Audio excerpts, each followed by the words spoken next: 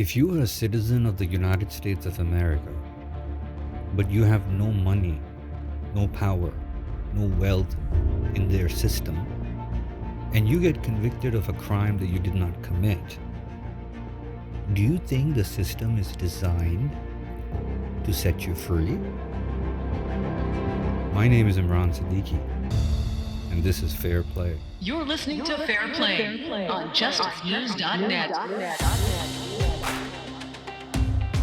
Fight on, side by side with us, until victory is achieved. Welcome to Fair Play. I'm your host, Imran Siddiqui. Charmon Sinkfield says that he's wrongfully convicted in the death of Olympic boxer Vernon Forrest in 2009. Charmon is speaking with us from Valdosta State Prison in Georgia, where he's serving 2 life sentences without the possibility of parole, plus 10 years on top of that.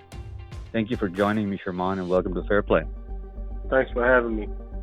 So, Charmon, take us through that day and tell us what happened on that evening in July 2009. Where were you? What were you doing? And how did they connect you to the killing of Vernon? I was headed to a strip club later on that day, celebrate a friend's birthday. And I was at a gas station, and the people who I was going to the strip club with, you'll know later on, find out later on, they didn't know how to get to the first gas station I was at. So I moved up to a closer gas station right off the expressway off of I-20. Mm-hmm. So I got up to the gas station, and they was there, and they had went inside the store. And while they was inside the store, I got in the truck. Mm-hmm. Later on, while they were pumping gas, while White Boy Dave was pumping gas, Patrick David Wilson, he was pumping gas. A guy was getting robbed. All right. The guy was Vernon Forrest, and I was inside the truck while he was being robbed. Mm-hmm. Vernon jumped up from the ground as the robber began to run away, and I witnessed all that and saw Vernon chase the robber. All right. They was shooting back and forth at each other going across the I-20. Yeah. And, they subsequently went inside an apartment complex. And when they went inside the apartment complex, And then what happened? and Vernon began to chase the robber across the bridge. And as he was chasing them, they began to exchange gunfire, running across the bridge, across down McDane Street, running across I-20. Okay. Vernon pursued the robber down into the apartments right there. And I guess he lost sight of him because he was like looking around up on the cars and around cars and stuff. And I was at the top of the street, Main Street in Fulton. And I was on the phone. I also was talking to females that was out there. Just being nosy, just nosy witnesses to what's going on. But who were you talking to on the phone? I was talking to my girlfriend, well, a female friend of mine at the time. That's who we were going to her cousin's birthday party. And it was actually already waiting on me at the club. Okay. I had already had, everything ready. Okay, so what you're saying is that while Vernon was having this exchange with this guy, you were on a phone with somebody. Yeah. Yeah, so that right there, that is a witness. What you mean, a witness? Huh? A witness? What kind of witness? That is a witness who should testify that I was on the phone when Vernon was being attacked by someone, and I can vouch that Charmon was on a call with me. How would he be shooting a guy when he's talking to me? Yeah, I was trying to use that like an alibi. Did you use that as an alibi? I told the detectives, I told them, like, that's who I was talking to. They didn't even, like, pay that no attention, pay that no never mind. So are you saying that in your trial, this lady that you were talking to on the phone was not even used as a witness? No. Not at all. You're kidding me, right? No, I'm serious. Like, never used at all. Okay, so continue, Charmon. What happened then? You were on the phone, and you saw Vernon having a fight with this guy who's trying to rob him, right? Well, he was, it was two different scenes. He was robbed at one crime scene, and then he chased the robber to ultimately his death. Okay, so stop here for a second. Let's rewind. Let's go straight. So let's start from Vernon is being robbed. Yeah. Vernon is being robbed, and you are on the phone and you're watching this. So continue from that point. Yes, Vernon was being robbed, and we was at the gas station, and I was sitting inside a vehicle, inside a truck, and he was being robbed over to, like, the left of me at a gas pump, air pump. And I was on the phone getting, like, the last minute preparations for the party I was headed to. And, you know, my friend kept calling me periodically, like, where are you? Where are you? Where are you? Now, mind you, I didn't have a phone. So I was using my, like, the person who I'm with at that time, I used their phone. Then she'll call that phone about 2 or 3 times. Like, where are you? How far off you are? You know, and I had told her to go ahead and get me, like, 2 shots of Patron. She had already had the Patron and everything ready, waiting on me and everything. This is what I told the detectives, like, you know, I had nothing to do with this. This was like no plot on me. I had other plans. I was headed somewhere else. I was going in a whole totally another direction, and, you know, and the detectives, they didn't want to hear that. And, you know, I told them that I saw the robbery. I didn't partake in the robbery. I was in a vehicle, so I could not have, you know, been a part of this robbery. I wasn't standing outside the vehicle as like lookout or anything like that. And they said I was a part of this robbery. The person who they originally convicted for the robbery told them that, you know, he didn't even know me. He only seen me one time in his whole life. Like, he didn't know nothing about me. Okay. And so let's pause here for a second and let's go back. So you see the robbery on crime scene 1 taking effect, and then what happens? And then, like, as we were pulling out the gas station, they were chasing each other down the street, shooting back and forth at each other. And, you know, as we were going down the street, because we was headed somewhere. Actually, we was headed to Cruz. That's my other co-defendant. We was headed to pick him up because he was going to the strip club with us. And he was, like, right around the corner.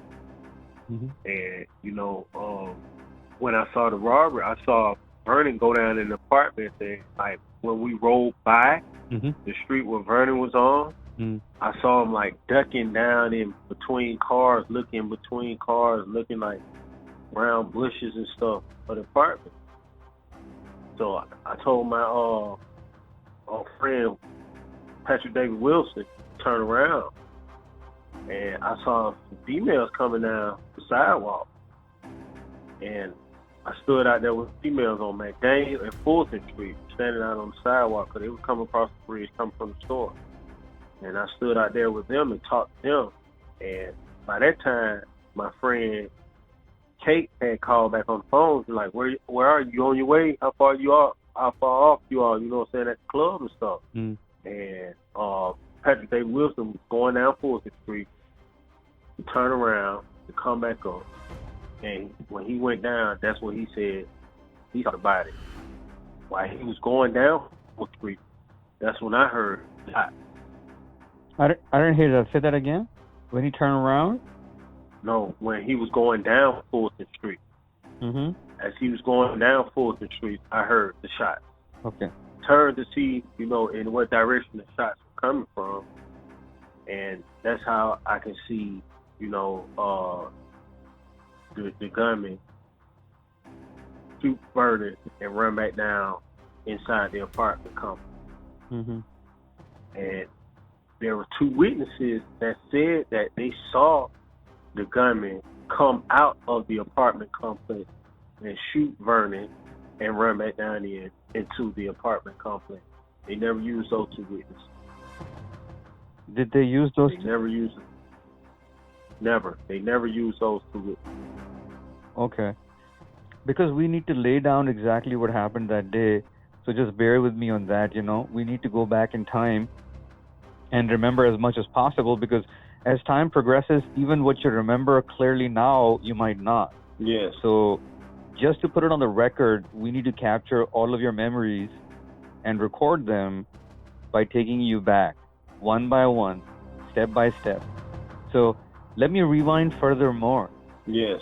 Now we're moving towards crime scene 2. So you're talking. So some girls come out. You're talking to these girls, Mm-hmm. and your friend Patrick is driving down, right? You see him driving down. Yeah, he dropped me off on the corner of Fulton and McDaniel Street. Okay. And that's when I seen the females walking down McDaniel Street coming from the store. You're talking to them? Right at the corner of Fulton and McDaniel Street. Yeah. There's witnesses that said that they saw me talking to these females at the corner of McDaniel and Fulton Street. So there's no camera footage that shows you standing there? Nope. It doesn't exist, or they don't have it? Probably both. Okay. But there are witnesses. Yes. The girls that you were talking to, those girls, and then other people who saw you. They never found those girls, but it was the star witnesses and Patrick David Wilson. Yeah, so there were 4 witnesses and Patrick David. Probably like 2 witnesses. Just those 2 girls. Because they never, no, they can't find those 2 girls. So it was another guy and Patrick David Wilson. Okay. Are the 2 men who said they saw me right there, and the other I forgot about John Miller. Mm-hmm. They said they saw a male standing on the corner of McDaniel and Fulton Street talking to some females and talking on the phone. All right, and that was you. Yes. Yeah, and including the witness on the phone who was never contacted. Mhm. Yeah. So then what happened? And as Patrick David Wilson was going down Fulton Street to turn around, he said that's when he saw the body laying in the street. But as he was going down Fulton Street, that's when I heard the shot. By the time probably Patrick reached to that point, he was down, Vernon. Yeah. That's why he saw him down. Yeah. So right now, I want you to use your memory. So when exactly did you hear the gunshots? Tell me about that. All right. It was like from the time Dave stopped, I got out the truck, I went to the corner of the apartment or the street, and these females were coming down the sidewalk. When we turned off, I saw them walking down, so that's why I walked back to the corner. And Dave had stood there for a minute and was like, you straight? I was like, yeah, go ahead, turn around. By that time, the females had walked up on me. And I was talking to him, and the phone rang. My friend was like, are you on your way? Are you on your way? Dave was going down the street at that time, and I was talking on the phone to him. I'm like, yeah, I'm on the way. And, and I was trying to talk to these females at the same time. You know how men get, And by that time, that's when I hear the shot. Like, pop, pop, pop. Then I hear pop, pop, pop. When I heard the first, 3 or 4, I turned around, and then that's when I seen the last, like, 3 or 4. So did you see who was doing that? Yes, but I could see it from a distance. Okay. And did you see who he was pointing it to? What do you mean, pointing it to? I mean, did you see who he was shooting at? He's shooting at Vernon. You saw him shoot at Vernon? Yeah. Okay. Vernon, the only one had the pink shirt on out there. Okay, and then? And then he ran back down into the apartment. And you saw Vernon fall? And he fell down to the ground. And so, was your friend supposed to make a U-turn and come pick you up? Uh-huh. Or he was going his way? He was supposed to be turning around and pick me back up. Only thing I was supposed to be doing just to holler at these females, get their number, and I'm back in the truck. That's all I'm doing, you know. And I didn't realize that you had to, like, explain all this, like, when during a murder investigation, you know, all this needed to be explained, you know what I'm saying, to check your credibility, and it's like an alibi, you know, all this they needed it. I told the detectives, you know, like, I was talking to some females at the corner, you know, I was on the phone talking to some females, and I told them that, you know. They didn't want to hear it. They just wanted to try to plant stuff in my head. Or you did this, or you did that. And I'm like, come on, I'm telling you what's going on. I'm like, what is it we got want me to say? I kept asking for a lawyer. I want an attorney. You know, I want an attorney. They know 8 times I asked for an attorney. And they still would, like, you know, take me to jail. They wouldn't do nothing with me. That's why they throw the statement out. Because the judge said he saw that, you know, I asked for an attorney 8 times. Anything you say after that will be thrown out of the court. Yes, but see, people don't understand, like, you know, what detectives do to get statements. They literally, like, they use intimidation, fear. You know, they you know, in some cases they'll use, but they didn't abuse me or anything.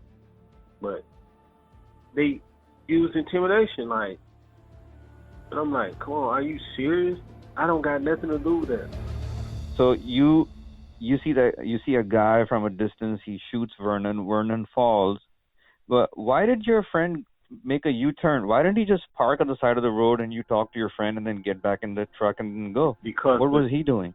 The street is so narrow that when he dropped me off on the street, like, there was cars parked on the side of the road, and he was in the middle of the street. So only thing he had to do was just find an opening. He just needed to find an opening where he just whipped the truck around, turn the truck around, and come back up. Okay, got it. So as he's turning the truck around, he sees the shooter and Vernon? Yes, as he going down the street, he said he saw Vernon body laying in the street. So I don't know if he saw the actual shooting. I don't know. Okay, so then what happened? And the shooter ran back down to the apartment, and the girls and I, we parted ways.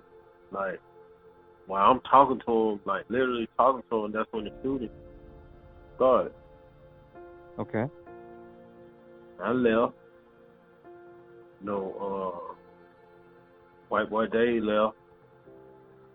And I went to to meet with my girl at the club. So you just walked? No, I got a ride. I had got a ride with Cruz, the other guy, the co-defendant that's locked up. Okay. So what about your friend who was making the U-turn? What happened to him? He left. So he didn't come and pick you up? No, he said when the shots was, like, going off, after I seen that guy run, I, like, ran and went in one direction. He ran.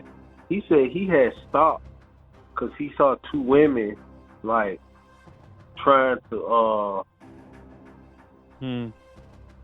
what they call it, like, render aid. They was trying to revive him, and he stopped in the street to, ask them questions.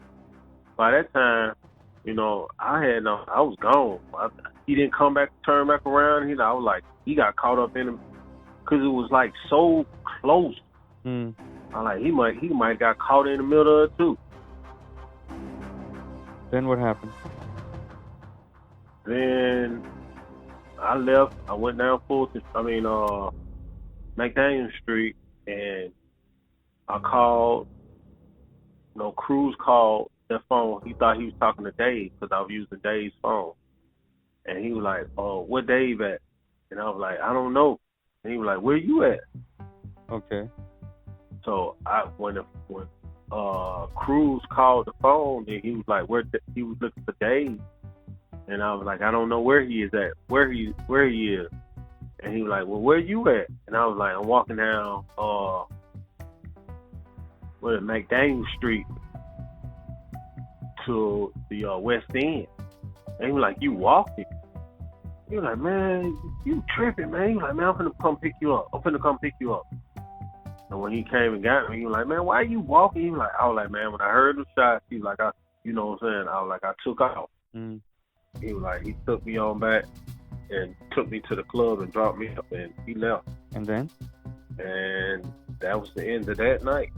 This is FairPlay on JusticeNews.net. Okay, then what happened next day?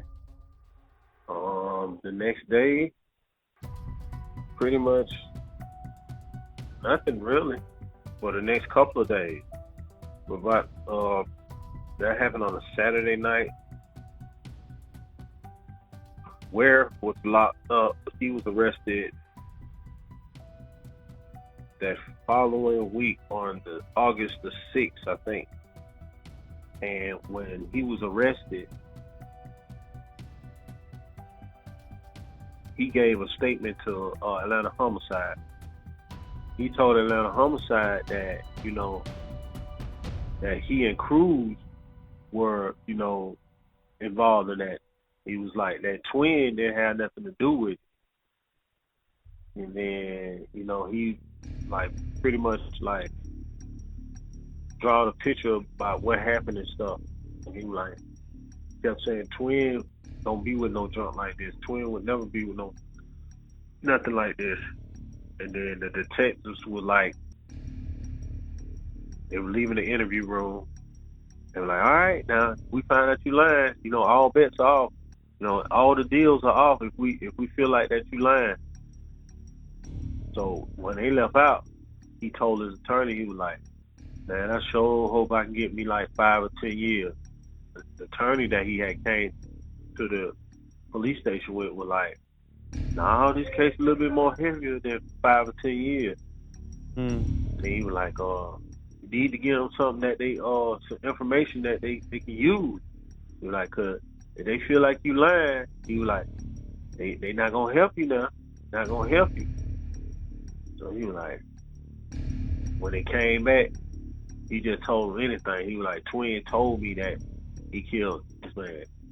And I'm like, y'all went and obtained a warrant for my arrest because he told y'all that I told him that I did this, and that was crazy to me.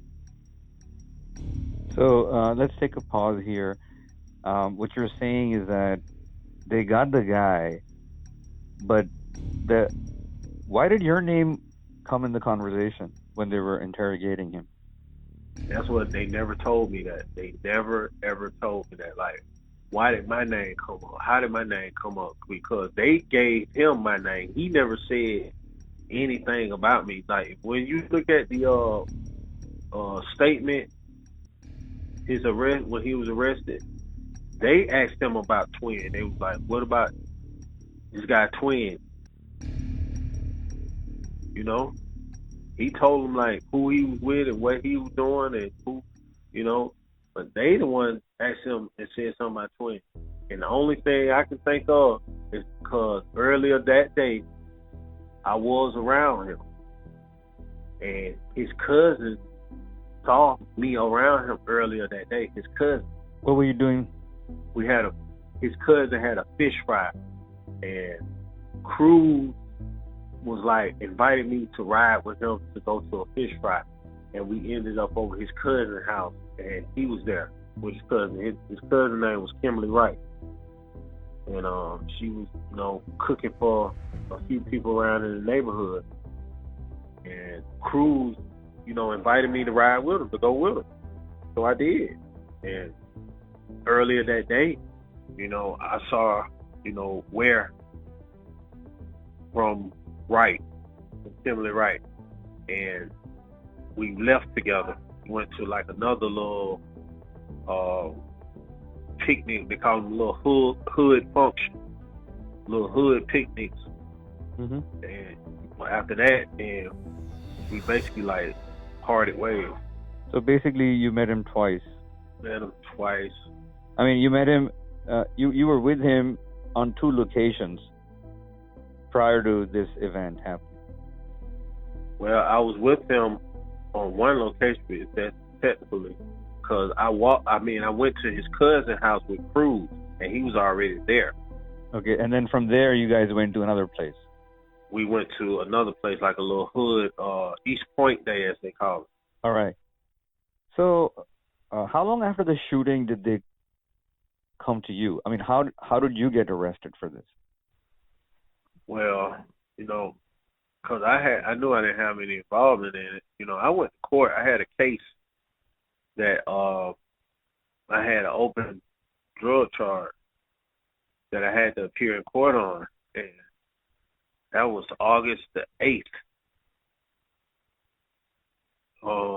Violation of Georgia Controlled Substance. I went to court. That was that Thursday. What charge was that? They had already arrested Ware that Tuesday. Okay. That Monday or that Tuesday before. And when I went to court, you know, I know I ain't had, you know, no involvement, so I went to court. I left court, and the detectives claimed that the warrant was taken out at about 2 o'clock that afternoon after I left court. So, you know, I asked to see the warrant. You know, they just said, it just showed that they had a warrant for my arrest for those charges. No specifics, like reason why they had arrest warrant for me for these charges or nothing. So they arrested me the following week, Wednesday, which was the 13th. 12th or the 13th, August the 12th or August the 13th, something like that. When they arrested me, you know, they were already trying to, like, the psychological game. Like, the U.S. Marshals, they arrested me. But one of the U.S. Marshals, you know, they punched me in my side, punched me in my face while I was down on the ground. One of the U.S. Marshals was like, you know, let's take him and go and kill him and throw him in the Chattahoochee River. Ain't nobody gonna miss him. You know, I already see the psychological thing. They take my shoes from me. They, you know, they just, you know, I guess it was part of the dehumanizing part of it. And I kept asking the U.S. Marshals, like, why you want to kill me? Because of something you think or you done heard? You know, why do you want to kill me? Because, you know, you think that you know what's going on. And so they were just standing there looking at me. They was recording it on a video camera. And, you know, and I was basically like telling them, like, I'm going to fight this, you know, because it's unheard of, it's crazy. And then when I got to homicide, that's when I realized that, you know, homicide just want people to talk, you know. They don't want to do an investigation. They want to squeeze others to make them, and that's the whole thing that I'm going through. That's because I won't talk. I don't have any involvement with it. I don't have nothing to do with it, but because I won't talk and tell you what's going on. So how did they arrest you? They stopped me. They stopped the traffic on I-20 on the expressway. Okay. And then? They just pulled me out the car on the middle of the expressway, the interstate. And all of this occurred out on the street, on the road? On the expressway, the highway. They were beating you and punching you on the highway? Yeah. Were you resisting arrest? No. So why were they doing that? That's because that's their tactic. When they're taking a person into custody, that's their tactic to instill fear in you, so you don't try nothing with them. They're automatically like, all the agencies do it. The big, enforcement cops, the apprehension cops, they do it. They have to go in there and get a dangerous criminal. They feel like they have to instill fear in them by beating them or punching them or making the person think they're crazy or something. And that's what they do. Even when you're not resisting arrest? Even when you're not resisting arrest. By me being a big guy, they got to immediately do it with me because they feel like that we got to, gain control of the situation. We got to show him that we in control of the situation. We got to show him that we got the power in this situation, by me being a big guy. Yeah, and we've seen what they do with big guys in the case of George Floyd, right? It's right in front of us. Run, man, I've been done like that so many times. Like, I've been pistol whipped by the police. I've been shot by police. What else? Isn't that enough? I've been, wrongfully. I've been falsely accused by the police. I don't had drugs planted on me. I don't had officers say they bought drugs from me. Man, this goes on. They even had me, and said about some murders before. I ain't had nothing to do with it. So I know how they get when they want you, they'll make up stuff on you. They'll beat you. They'll put different stuff on the warrants. Here the armed and dangerous, or use necessary force if have to. Stuff like that on the bulletin when they arrest you. And people, they take that stuff serious. So tell me about Mr. DeMario Ware. I don't really know nothing about him, but what I found out since I've been incarcerated, I found out that he have done things like this before. Mm-hmm. He actually, like maybe a couple of blocks down from where this occurred, he robbed a guy 2 or 3 years prior to this incident. He robbed the guy in a KLC. Mm-hmm. And the guy got shot in the head in that incident. Ware dropped his phone. He lied, gave him an alias name, and he was a juvenile, but they took him to adult detention, and he was able to make fine. Mm-hmm. And then a couple of years after that, he allegedly did this. He did this. Okay. So they picked him up and they were questioning him, and then they throw in your name, and he said that you have nothing to do with it. Is that correct? Twin. He said they because nobody know me. They just said twin. So who is Twin? I am twin. I have an identical twin. Oh. But my younger brother, he goes by the name Twin. Okay. So where was he at that time? My younger brother? Yeah, what's his name? Ramon. Yeah, where was Ramon? Where was Ramon at that time? Nobody know. You don't know where was Rahman at the time of the shooting? Nope. Did they ask him?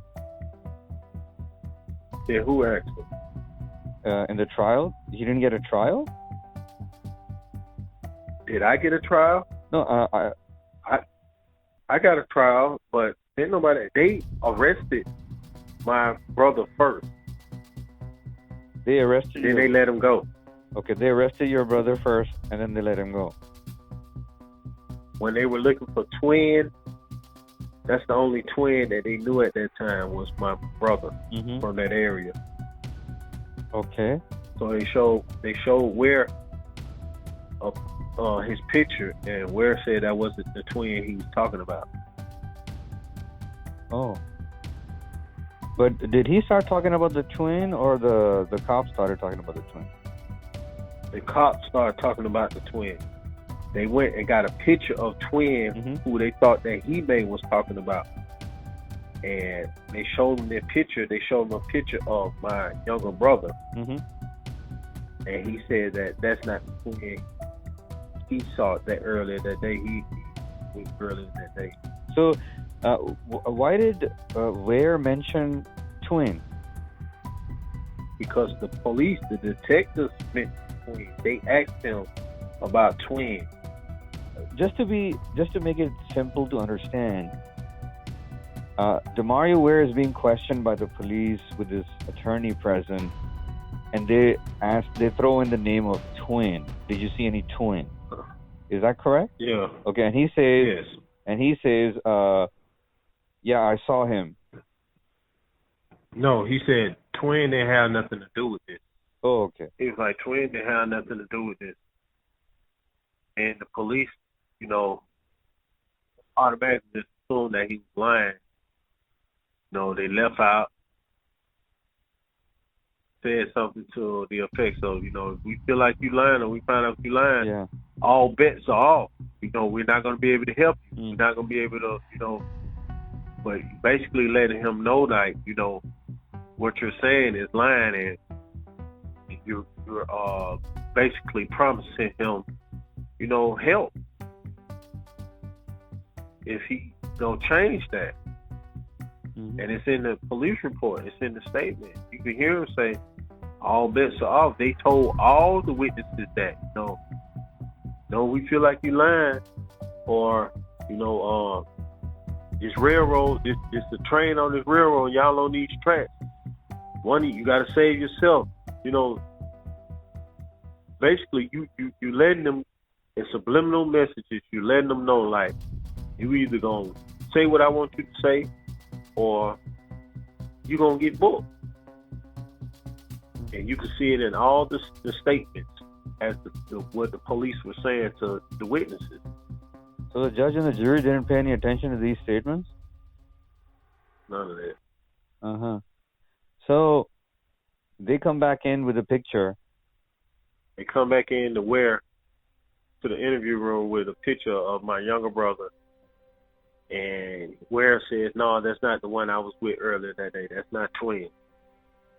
And the police went back to Fulton County Police, because we were from that area, and Fulton County Police had a picture of me. And he went back and showed him that picture, and he was like, twin I was with earlier that day.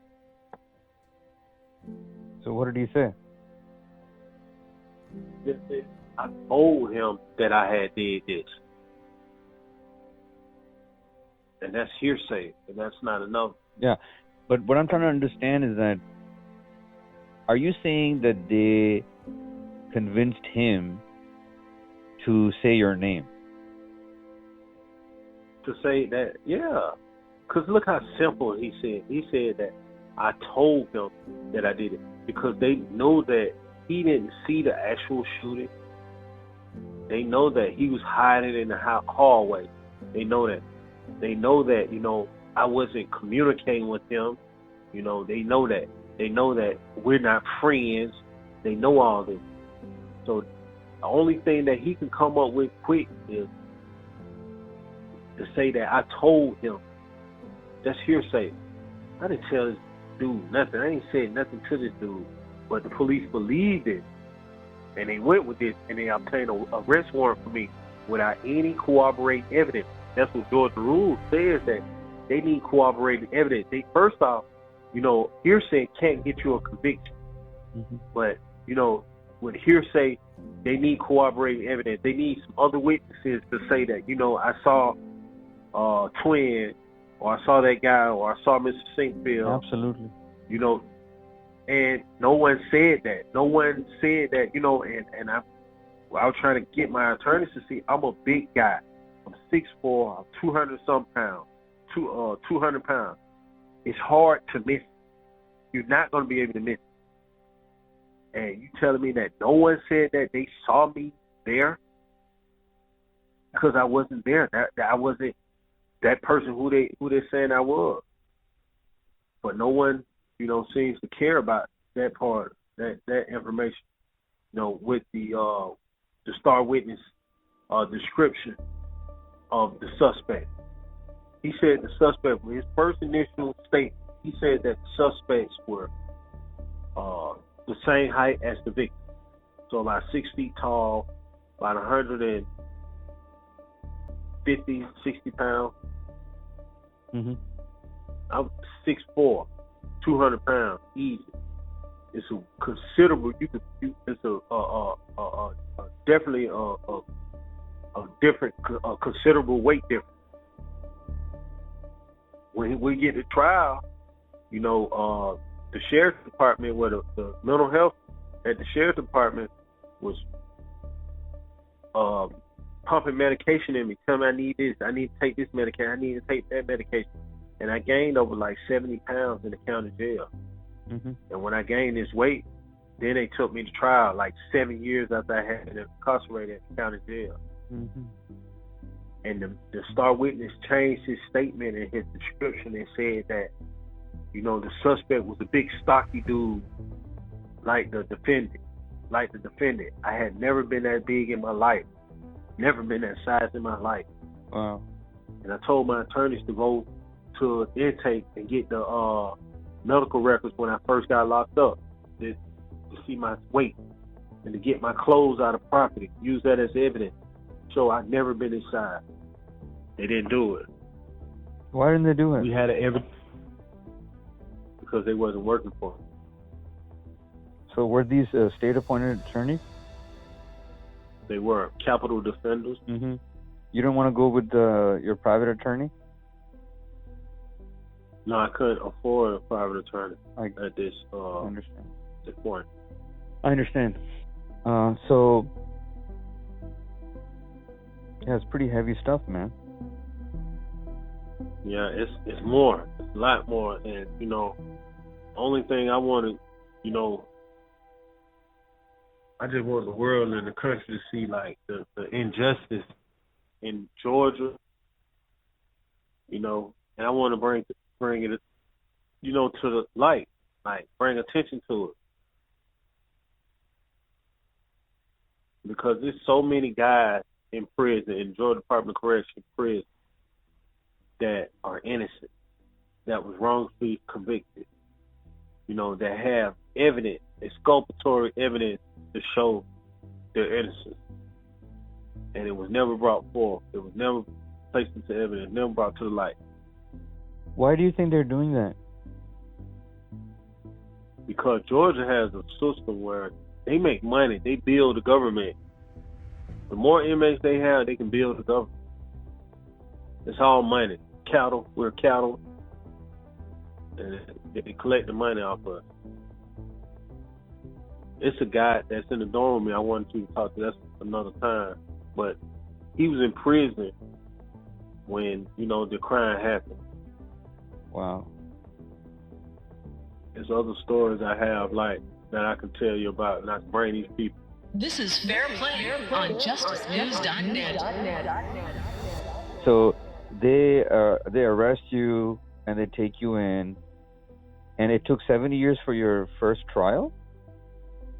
Yes. Why the fuck did that happen? Well, I've been asking that for the long. I asked for a speed trial. My first two, the co-defendants went to trial in like 2 years. Your voice is breaking up. Say that again.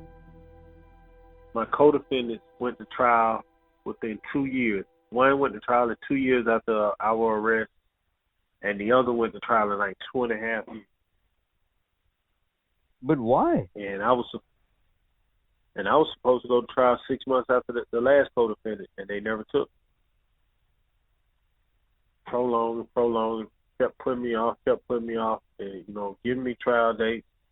And then finally in 2015, I had an evidentiary hearing, and that's when I found out that I already knew, but that's when my attorneys found out that there's no evidence to say that I did this. And the judge was like, well, why haven't nobody been said something about this? Because I would have dismissed these charges.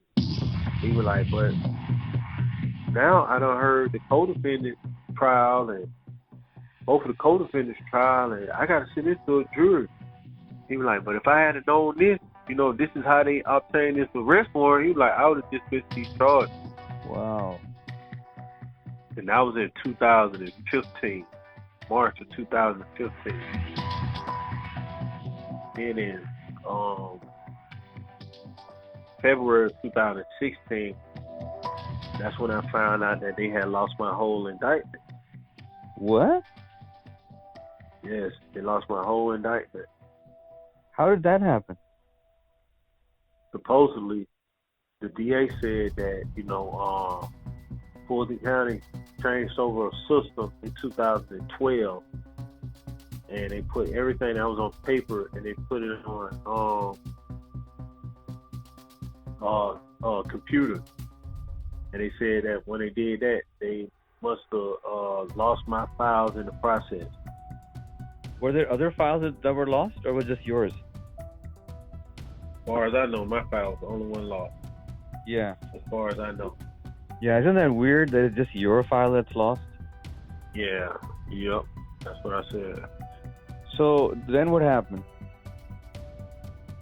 And, judge gave them time to re-indict.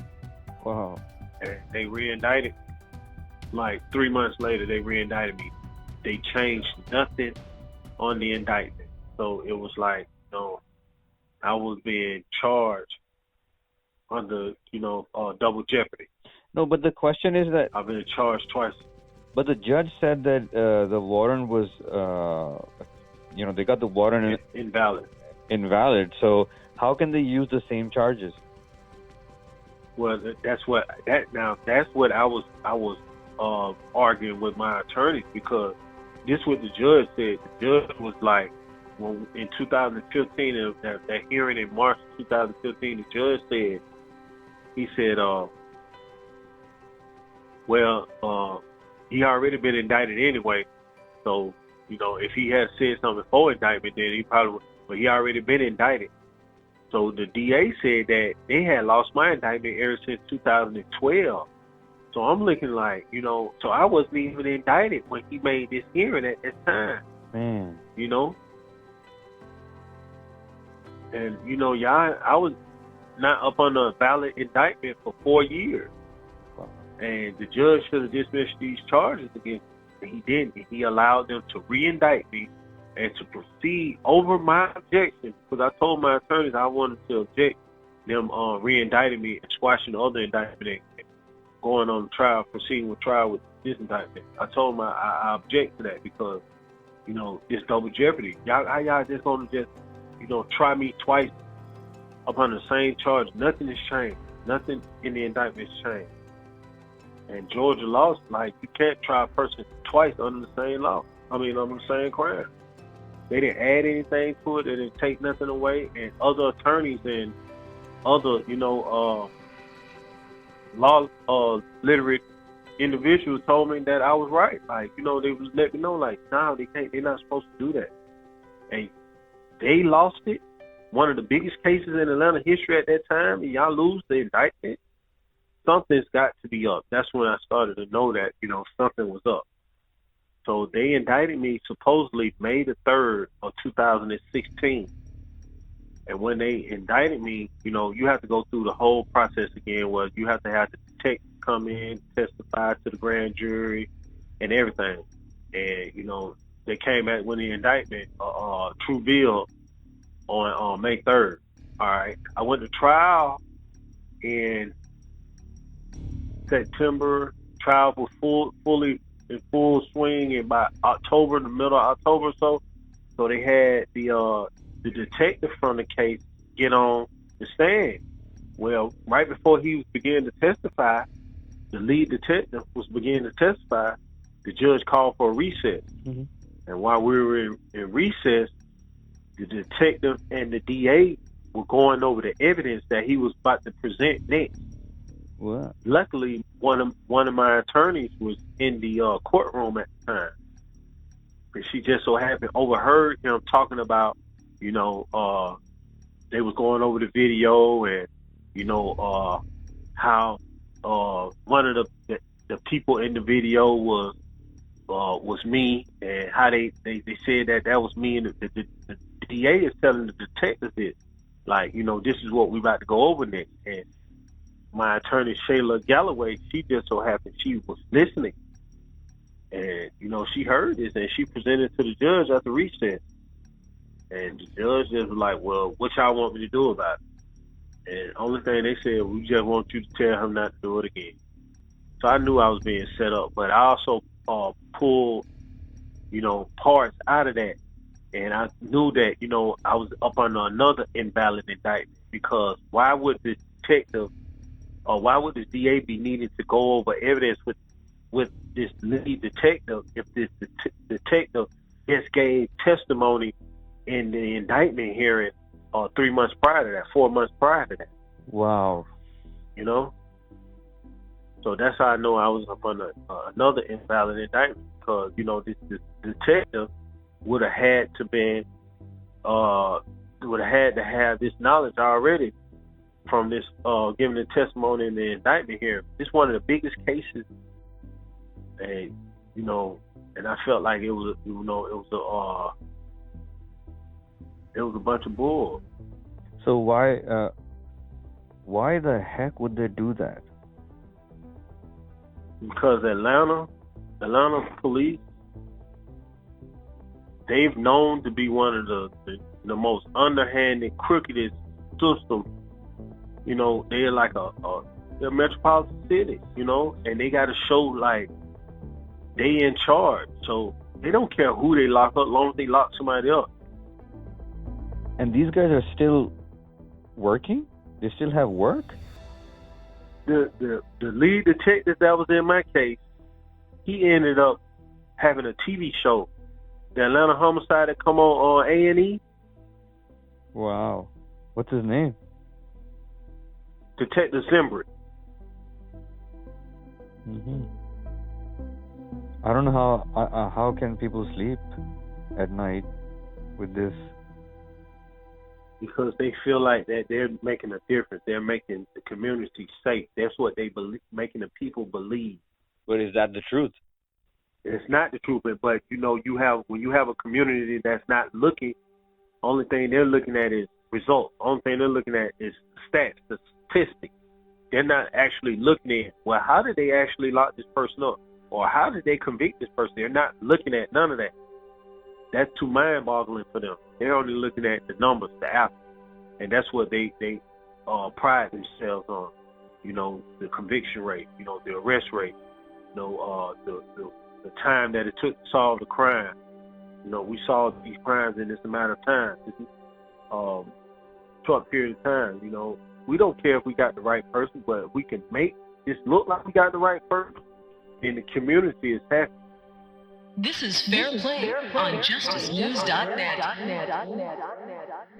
Welcome back to FairPlay. I'm your host, Imran Siddiqui, and today we're speaking with Charmon Sinkfield, who's fighting from inside the prison in Georgia against what he calls his wrongful conviction in 2009 in the death of Olympic boxer Vernon Forrest.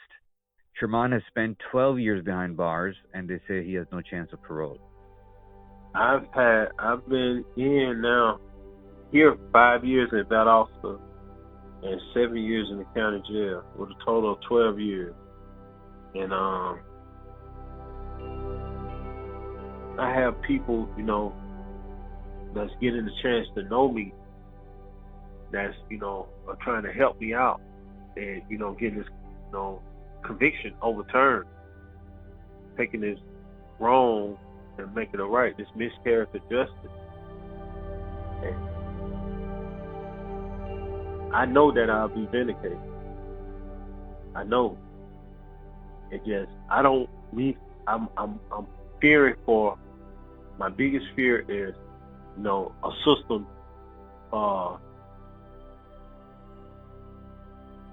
getting upset or taking aim at me. It done happened before, time and time again. I know guys that have beat up faces, and it's like they just rage a all-out war against that person. Yeah, but you have to understand one thing, Charmon, that how long can they keep you in there if there is evidence of your innocence? 20 years, 30 years, 40 years, 50 years, 60 years. Within that time of frame, they will die and you will die. And then they will all go back to God. Yeah. And then we will see who is judging over who. Yeah. So, my question is that, did you kill Vernon? No, I did. Who do you think killed Vernon? I don't know. Okay. Does your brother have anything to do with this killing? Not that I know of. I don't have any knowledge of that. Okay. And nobody knows where your brother was at that time? No. Even he doesn't know where he was? Didn't he make any statements? He didn't make any statements, but he told me later on that he was with Dave. He was with Dave during that time, during that day, that period of time. And Dave is the guy, you had Dave's phone with you? Yes, and Dave was the guy that I was with later on that night. He said that he was in the truck when I was talking to Dave about going to the strip club. He said he was in the truck when I was telling Dave, like, get ready to go to the strip club. So he knew all that. He was already in the truck. So you didn't know that your brother was in that truck? No, I didn't. You did? I didn't. You didn't. Okay. So did your brother know where? No, he didn't. Okay, so you guys basically have nothing to do with where? We do not know where, like, period. Yeah. At all. Where will tell you that. Like, we don't know her.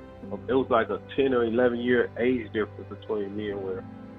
So do the police have any beef with you and your brother? Well, Atlanta police for a long time, Atlanta police always tried to connect us to different crimes in Atlanta when we were younger. So, you know, as years went along, it had gotten worse and worse and worse. So it went from petty car thefts to drugs to murder. And you guys have nothing to do with those things? We had nothing to do with it. What about beat the charges and everything. What about the drug charge that you were fighting? They ended up dismissing it. It got dismissed at the end? I couldn't hear you. That charge got dismissed at the end? It got dismissed before the end because I told them that, you know, I asked to see the warrant on the charge because they were coming to bust a house that I was in, and I asked them, can I see the warrant? And the drug zone one, the same Atlanta police zone that took over this murder charge, he told me, what you want to see the warrant for? I said, because I have a right to see a warrant that, you know, what residence you going in. And sure enough, it had the wrong address on it. And I told him, I was like, you know, y'all got 645 on this address, this warrant, but this is 649. Wow. I said, y'all at the wrong house. The detective snatched the warrant from in front of me. He's like, what you know? What you know? They're like, that house burnt down. I said, yeah, but when whatever time y'all obtained that warrant, y'all didn't know that house was burnt down. That's why y'all tried to get the warrant. I was like, this ain't gonna stick in front of no judge. And that's the case I was going to court on. And they always thought that I thought I was smart, like I was smart, a smart aleck. Okay.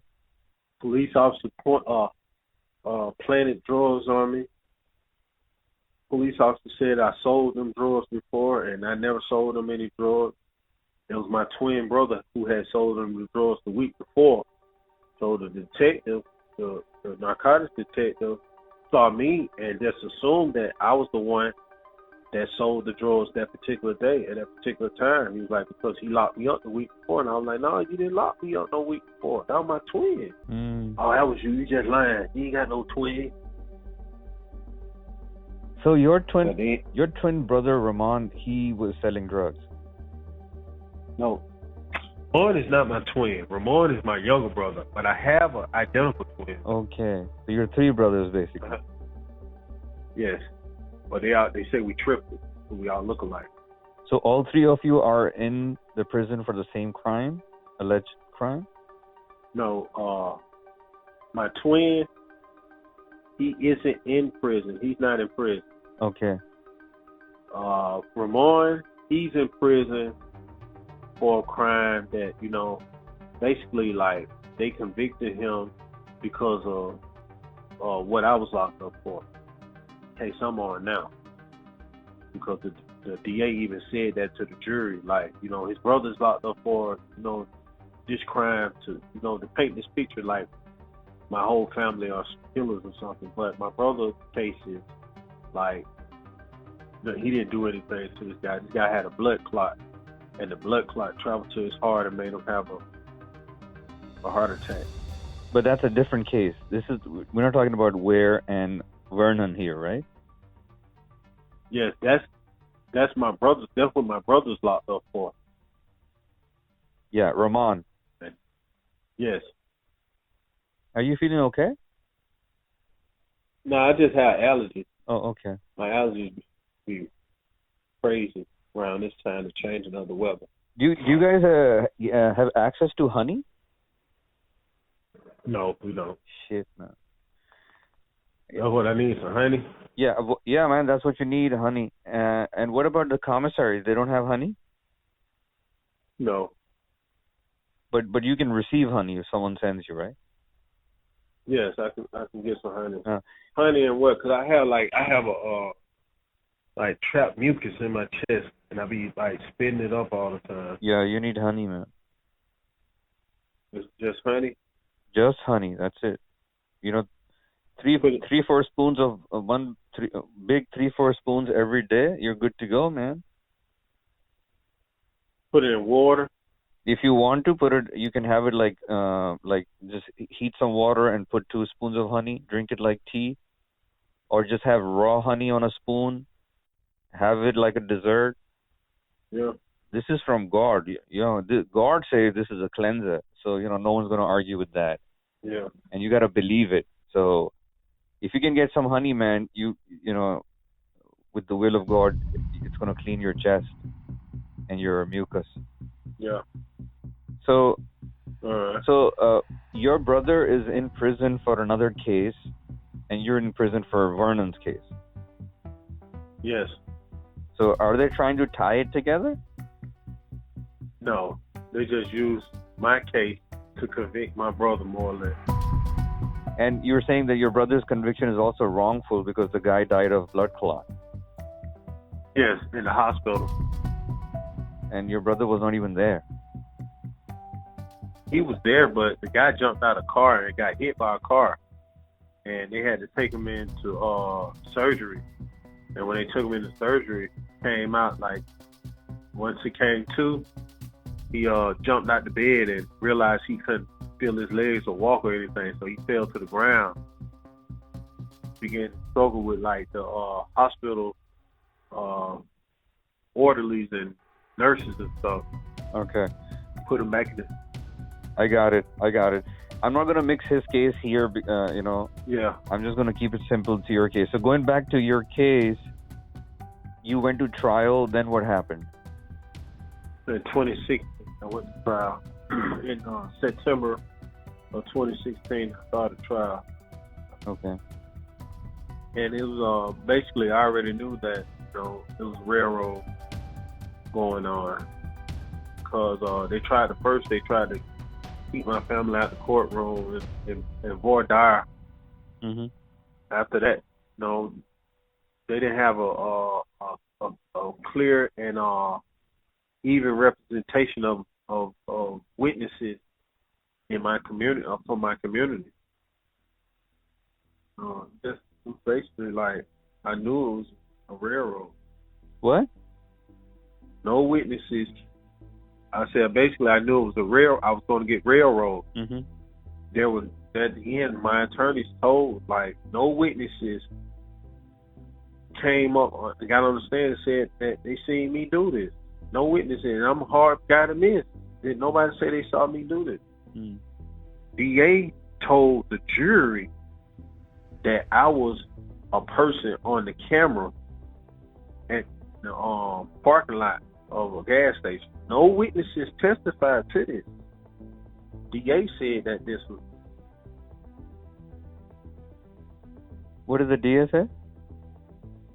That they pointed me out on a video camera. They said that this image that was on the video camera, that was me. Mm-hmm. Even though you were on the other side of the street. Exactly. And no witnesses pointed and said that was me. No witness said that they, Yeah. The DA said that. So what's going on right now with your case? Well, I just left out the Supreme Court, the Georgia Supreme Court, and I had adopted a case that went before them, Otis Ricks versus State. Mm-hmm. And the Supreme Court agreed with us and said that the jury procedures that Fulton County courts have in place, that they were unconstitutional. They had too many errors for a person to have a constitutional sound trial. And they said that if a person, they needed to correct these errors before a person can have a especially death penalty inmates, because we were the ones that were actually challenging, the ones that were death penalty defendants anyway. Mm. And they said that we were right. But the people who actually took the petition to the Supreme Court, their trial was halted. But my trial and another guy that was facing the death penalty, our trial continued. And the Supreme Court said that, that we were right, that a person cannot go to trial under these conditions that Fulton County have in place right now. So when I take my case to the Supreme Court and I argue it, they said that I was right. But how did it violate me, or how did it hurt me during trial?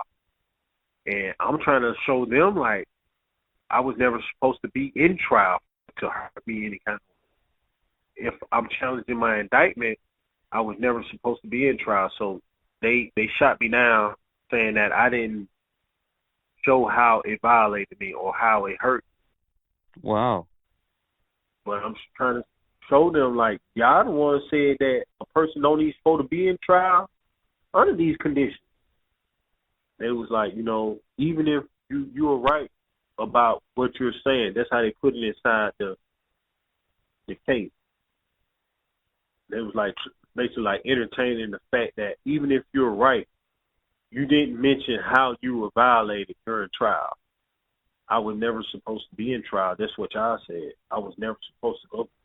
You tried with the Supreme Court and it's thrown out, and now Georgia Supreme Court denied it, so I have to take it to the federal now. All right, cool. And the federal is the federal habeas court, federal an appellate court, and the Supreme Court, the U.S. Supreme Court. Uh-huh. But in Georgia, they have a rule that, I can take it before the Georgia Department of Correction. the Department of Corrections says that if there are any constitutional violations, and I see that there are constitutional violations, and they can see it, they said that they can correct it, because at that point I'll be awarded to the state. I am a state inmate, so they can commute sentences, they can pardon sentences. They have the power to do all that. So why didn't they do it? I figured that. That's what we have to petition them. You have to go and you have to show them the evidence, how the violation. Wow, man. It's just like a whole nother proceeding. Yeah, it seems like it's to screw you even more. Yeah. And they don't want to let you go. But see, I had started working for a warden. I was the warden orderly, and the warden told me, he was like, before I started working with him, he was like, I can let people go, right? I was like, what? He was like, yeah. He was like, I can give people pardons. So I researched it, and I found out that he can give people pardons, and it shows, like, the reason why they give people pardons. And that's my biggest thing. Like, I have so many constitutional violations that, that state Department of Corrections, they can correct the wrong. They can correct it. It's just, a miscarriage is just that they can do that. So why didn't the warden do anything?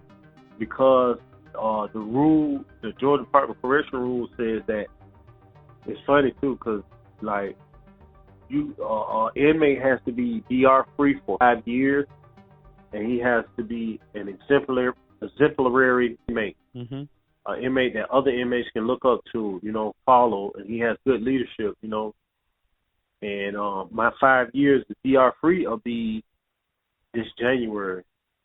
All right. So that's what that's why I'm saying it's funny, because I bumped into y'all and met y'all, and now because we can present this to the warden. Yeah, you're right. So, what about family? How's your family taking this?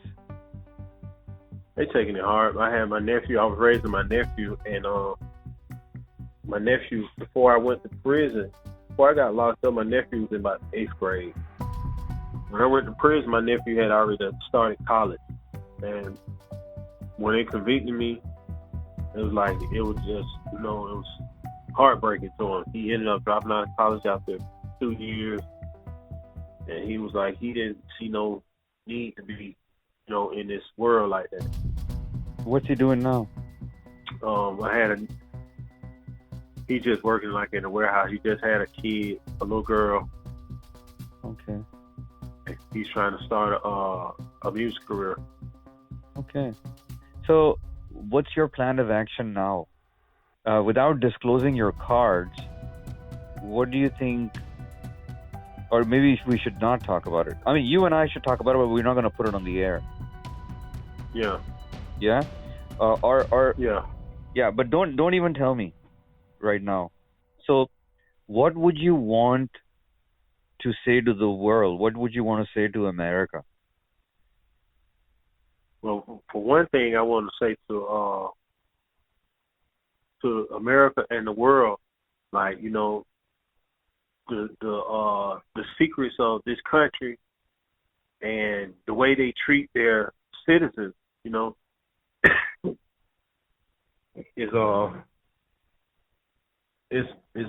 is unheard of. You can be done paid your debt to society and still have a target on your back with the authority.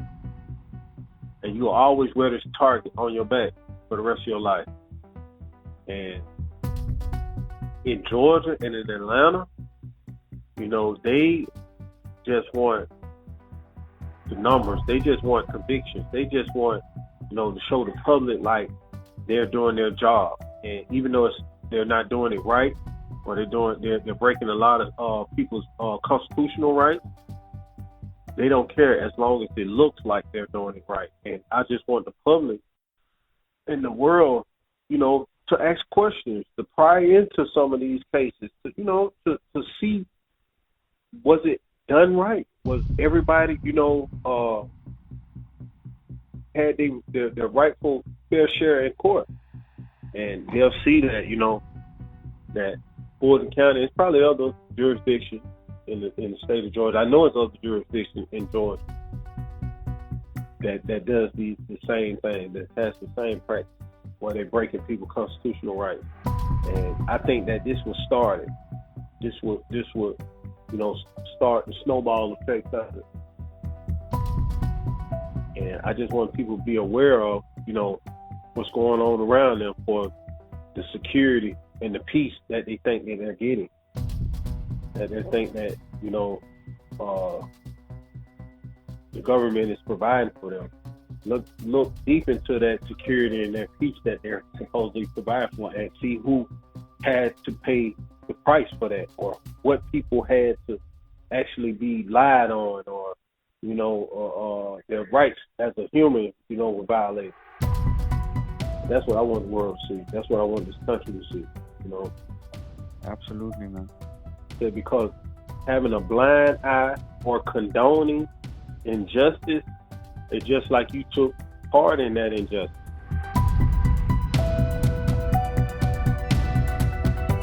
You're going up against a big company. You just a little bitty nobody. See what I'm saying? This is FairPlay on JusticeNews.net. And my name is Charmon Sinkfield. You're listening to FairPlay on JusticeNews.net. Welcome back to FairPlay. I'm your host, Imran Siddiqui, and today we're speaking with Charmon Sinkfield, who's fighting from inside the prison in Georgia against what he calls his wrongful conviction in 2009 in the death of Olympic boxer Vernon Forrest. Charmon has spent 12 years behind bars, and they say he has no chance of parole. So how's your everyday going so far? It's a struggle. Like, just every day. Because I'm at like one of the worst camps in Georgia. So it's like, getting guys to, to understand that we have to live amongst each other without having to hurt or trying to kill each other. We have to, come together. When we have situations that we need to be addressed, we need to come together as a whole. This prison, we stay on lockdown so much, so I try, in my dorm particularly, I try to keep a lot of stuff down, keep a lot of the violence down. And some people look at me differently, with hatred, and some people look at me differently with love. So you're like the peacemaker? I am. And what about the other torture that you faced throughout your incarceration? Oh, I've seen people like die in my arms. I've seen people lying in front of me, killed. Seen people hang themselves. I don't stop people from getting stabbed. I don't stop people from getting tortured, abused, or trying to kill themselves. It just this whole being this time is like been a whole experience, and it's been a life-changing experience. It's been an eye-opener. Yeah. I met a lot of good people, and I understand why, the government or the authorities lie on a lot of people. Why? And keep guys locked up, because there are some, just some guys that in here that are, some monsters, some predators. But I don't think that they should have to, break these guys' constitutional rights in order to keep them incarcerated and stuff, or to lock these people up. And that's what I think that is wrong. Because y'all are telling people y'all want them to go by the law, y'all want them to do the right thing, and when they see the government is going by the law and doing the right thing, that's what's going to make them, they're not going to go by the right thing or do the right thing. Yeah. So how many people do you think are innocent? Quite a few. I got a friend that I communicate with. I have a friend that I communicate with. He's at another prison now. He's been locked up for about 23, 24 years. And he's in a gang. And a rival gang killed his girlfriend. And they locked him up for it. And he's been locked up like since 98. Wow. He didn't even kill her. They were together, and they was at a red light. And he said a rival gang pulled up on the side of him and started shooting in the car. He said he got down, she got down, and she ended up getting hit and being killed. And they charged her with the murder. Wow. There's another guy who I was telling you about. He's charged with a rape charge, and his brother has used his name. The only time his brother's ever gotten locked up, used his name and got locked up. But he was already in prison when the rape occurred, and they gave him the rape charge. Wow. He's been locked up since like 97, 98. So what's going to happen now in your case? Do you have an attorney? At this point, no, I don't have an attorney anymore. After that, the attorneys no longer have to represent me after they take my case to the Supreme Court. At that point, the attorneys, you don't have after trial. You're pro se at that point. You're on your own. Okay. So if an attorney is on your case, they're private or they're on pro bono. All right. But I also want people, that's interested. I want them to research.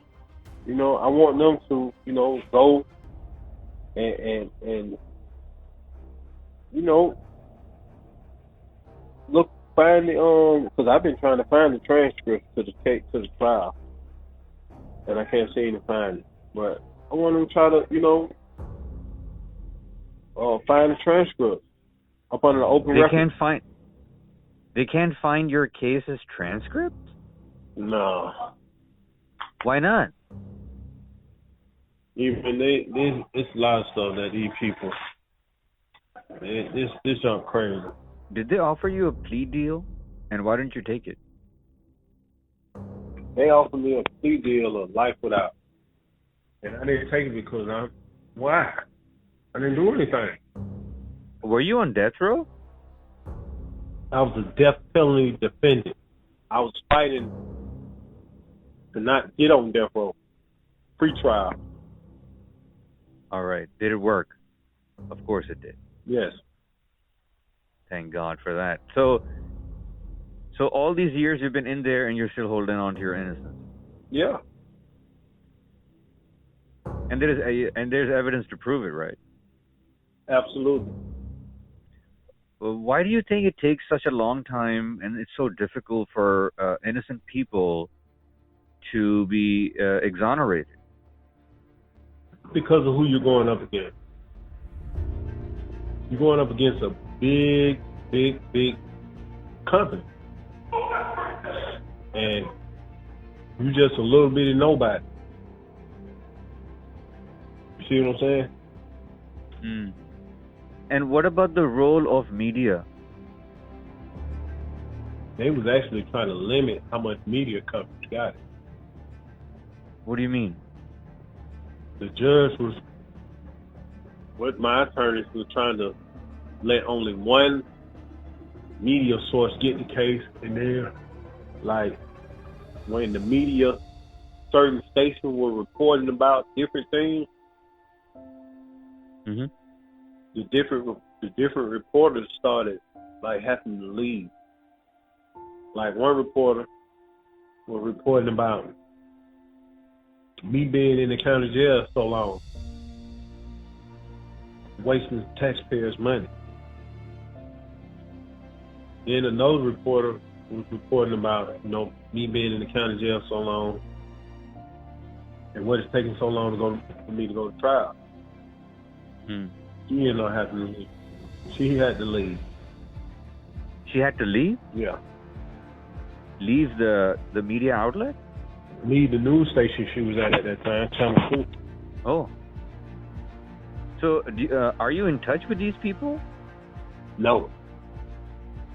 Yeah, because these people were probably on the side of the truth, right?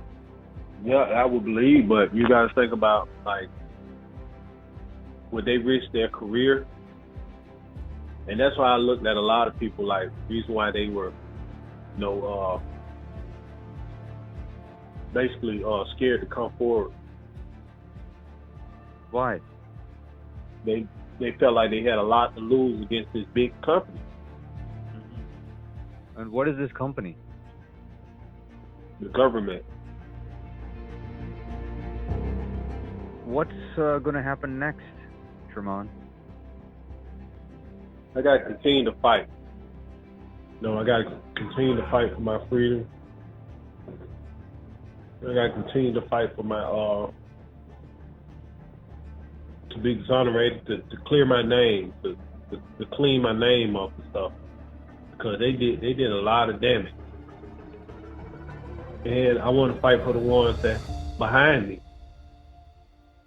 that don't got nobody, because there's a lot of people that don't got no voice, don't got nobody for them. And I just want these to, the country and the world to see, like, if you expect something out of a person, you got to lead by example. And who better to lead than the government? If they expect truth, justice, and the American way, they need to give truth. They need to be truthful. They need to, extinguish all injustice. And that's the American way, and they're not doing it. How has been your experience with public defenders? Horrible. Why is that? Because the public defenders, they have such a large caseload that they don't have time to give every case the special attention that it needs. What do you think happened in your case, and who do you think should be held accountable? Well, I think that the whole case was, it was a disaster. Why is that? Because they got the wrong person. And then, once they realized they had the wrong person, it's like, they felt like, what can they do about it? Like, they got to continue. They got to proceed. And that's why I stayed in the county jail so long, awaiting trial. And who do you think is responsible for this, for what happened to you? And I feel like that it goes from the judge to the head DA and to my attorney. These are the ones that's responsible for it, because the judge is put in place to make sure that it's fair. He's basically the chief referee of the court. The DA, their sole job description is to seek the truth.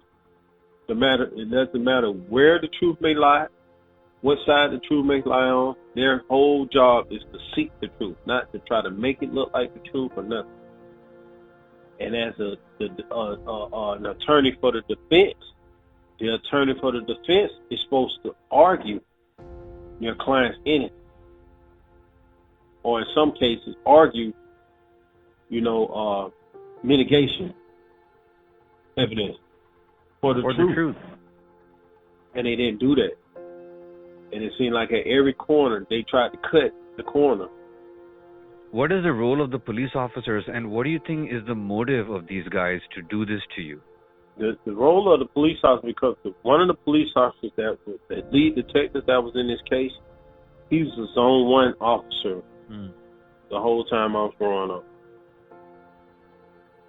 He knew of me. He didn't know me. He knew of me. So his role was to try to make my life, and he knows the the road where I'm from, and he tried to make it my life fit this profile of this killer. And the whole purpose of this is to send a message to the guys, other guys in the streets, send a message to, basically the community, that they're not gonna stand for violence, and whoever they felt like did it, they just gonna put it on you. So basically, you either gonna tell to get your way out of it, or you better be so far away from it, they better not be able to smell you nowhere around it. If they smell you around that situation, they want you to tell whatever information you got. What message? Even this is, they have had guys in Atlanta give wrong information. Catherine Johnson, they gave the wrong address to the police officer, and they went down in the bluff and killed this old lady, this 82-year-old lady, because she shot out the door because she thought it was burglars coming in her house, and it was the police, because they had the wrong misinformation. Even if it's the wrong information? They don't care if it's misinformation, the wrong information. They just want some information. And guys have gotten so, manipulative. The snitches and CIs have got so manipulative with it that they'll just give the police information of people that they just want to get out their way. So they'll give the police that information. Oh, this person doing this, or that person doing that, and just to get them out the way. Do you think there's a system in place to help people like you prove your innocence using the system? I mean, I think, I would hope that there's a system in place, that does fight for people with injustice. But, with me being who I am and coming from where I'm coming from, a lot of, they're not going to reach out to me. So that's why I was so, happy that I was able to get in touch with you, because now I can, have people to hear, to see, to research, to go look over evidence, to see that there was a wrongful conviction, injustice was done, and to voice, their voice, make their voice count also. That's the whole, thing that I'm happy about getting in touch with you. Giving me hope. Oh yeah, we can't lose hope from mercy of God. Yeah. When we lose hope from mercy of God, we become rejectors. Mm-hmm. We don't want to do that.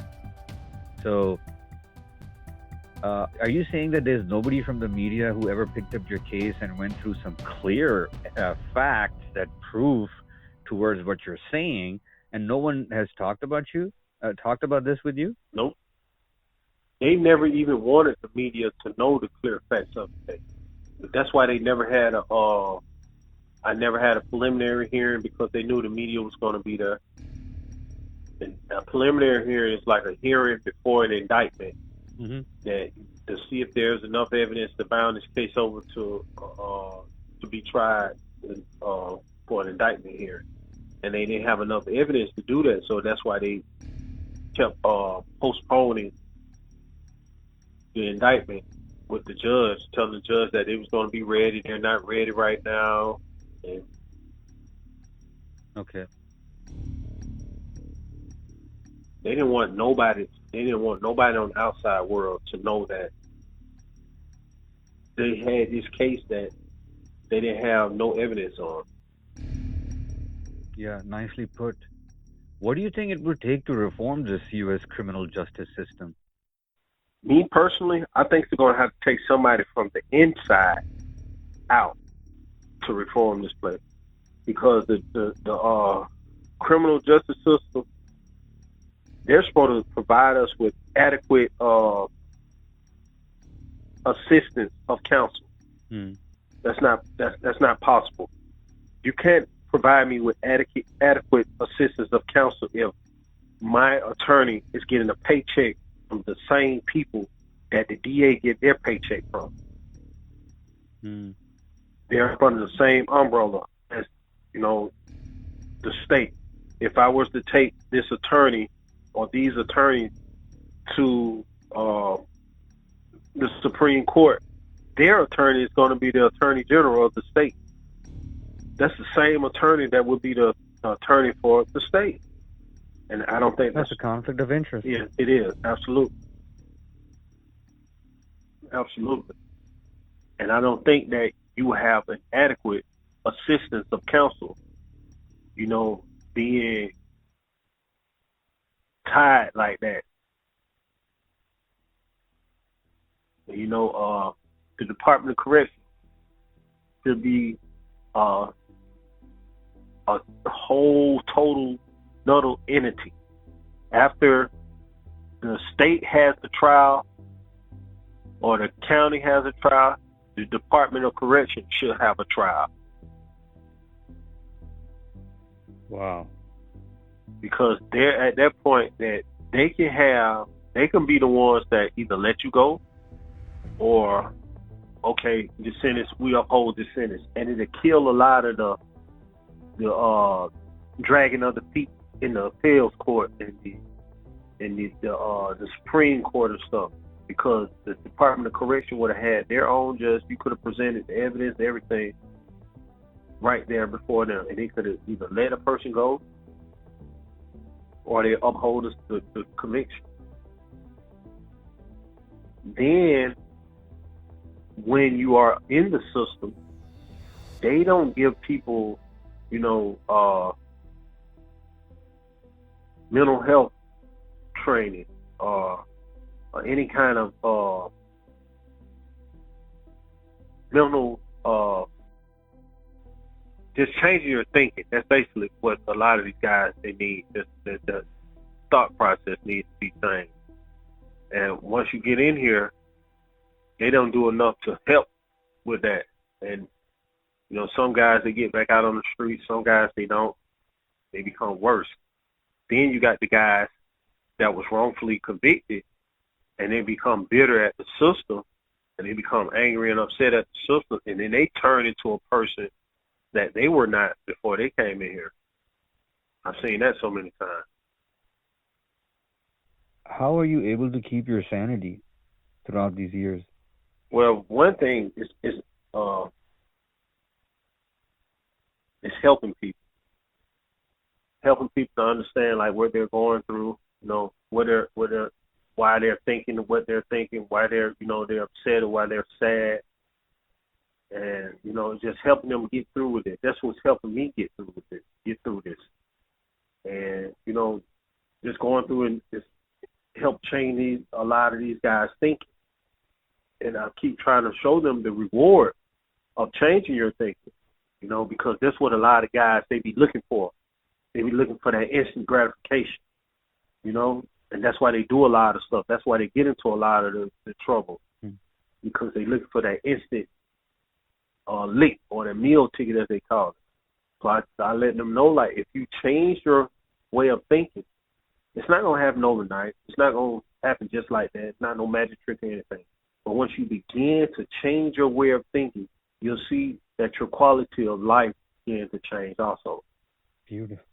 You'll see that a path that you was once on, or those potholes that you kept falling into, they're covered up now. But this path is different now. You start to see different things. You have a different view. And a lot of guys there, you know, they work with me on that, you know, because I tell them, but I'm the one that when, you know, they're at their lowest point, when they down at the bottom of their life, they feel like, no, nobody else cares nothing about them. I'm the one that, you know, pull them up, putting them back on their feet, like, let them know, like, it's up to you, though, if you want to change this. You want to change the way that you're living, the road that you're taking. But it's up to you. It's all up to you. And then that's when people will gradually come back into your life. They'll see your change. They'll see your shine. Then they'll gradually come back in your life. But it's all up to you. You can't be mad at nobody but you. And that's what, you know, taking responsibility as an adult is, you know. That's beautiful, man. And that's my mission. And I realized that all this, what's going on with me, happened for a reason. It all happened for a reason.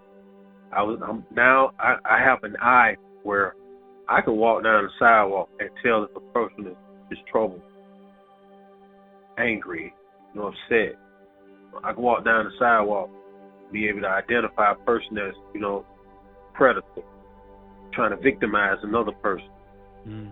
I can walk down the sidewalk, and tell actual good-hearted person. I can do that. I can walk down the sidewalk because of the life I live. Both sides. I can walk and tell a person that's actually trying to change, that actually needs some help. He just need a hand. He need a pat on the back. He needs somebody to just pick him up by the shoulder. I can look at all that. I can tell all that. And I let them know, like, people ain't gonna like your life decision, your changing. People ain't gonna like that. So the people that you thought was your friends, they're gonna become your enemies. So know that this is coming, but know that you are on the right track once you see them change. And a lot of guys, they come back and tell, man, twin, man, you was right, man. I see it too. I see it. And I'm like, yeah. So now you can see who's actually with you and who's against you. And see, in Georgia, we're dealing with so much gang, like probably other states probably went through the same thing too. But Georgia, the gang problem is so crazy right now. Like, a gang member can tell you to go stab somebody, and a lot of guys, they'll go do it. But if a person like me, which is a civilian, I tell you to go help somebody, or don't do that because it'll hurt you or it's gonna harm you, I'm the police. So I get them to try to change that way of thinking. Like, if a person is trying to tell you something to help you, don't look at them as a negative. You saying that they the police, because, and some people the police ain't negative. But don't look at them as, trying to hurt you or against you or trying to persecute you because they're trying to get you to do the right thing. So I get them to try to change that. I say, look at that person that's trying to help you, that's trying to nurture you, that's trying to help you grow. Look at that person that's like that, and then you'll start to see that person starts to give you, good feedback on a lot of things, different jewels on a lot of things. And, you'll start, that's how you begin to change your way of thinking. Get them to change their way of thinking on, how they view women. I tell them, you have to change with a lot of these young guys, you have to twist it and make them look like what they're doing is actually like wrong, because it is. But they don't look at it as wrong. So I tell them, like, the view of women. Oh, you think that every woman wants you, or you're a womanizer. You think you could tell any woman what to do and they gonna do it? You're a womanizer. I said, but if you're the type of guy that, only pursues one woman, you're the type of guy that only has eyes for one woman, and that's your wife or your girlfriend, you're going to raise your stock up in yourself. You're going to be looked at as a desirable man. You're going to be looked at as a stand-up man. And that's what a lot of guys said. That goes farther than men that's rich. Being a faithful man, being a stand-up man, a straight-up man, I said that goes further with a lot of guys than being rich, than being a wealthy man. Being a loyal man, have morals and values and integrity, that goes further than being a wealthy man. Way further. That's beautiful. Because you might not see, they might not see it now, but they have a wealth that, that's actually hard to obtain by a lot of people. And I tell them, if you don't have nothing in your pocket and you have integrity, you have morals, you have standards, you have values, you have, you can be the brokest man in the world and people will still be trying to get with you or get around you. This is FairPlay on JusticeNews.net.